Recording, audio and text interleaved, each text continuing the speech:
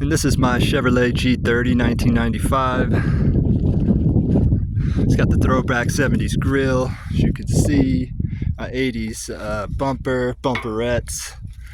And you know, I've got the battery isolator for the batteries that I'm hooking up right now. And by the way, this is day 2, guys, but I've been working on this van for about 3 years. So there's my battery isolator. It's a cargo van, windowless. You feel me? And obviously it's going to be very messy in here. And there goes my 2 Trojan batteries. Trojan is the best acid flood battery I've ever found. Those batteries are 10 years old with no signs of letting down. Took them out of an old golf cart that an old man turned in, and I've been using them for the last about 8 to 10 years maybe. And here's the jackknife sofa. I need to fix that headliner that came down. You can see the insulation behind it.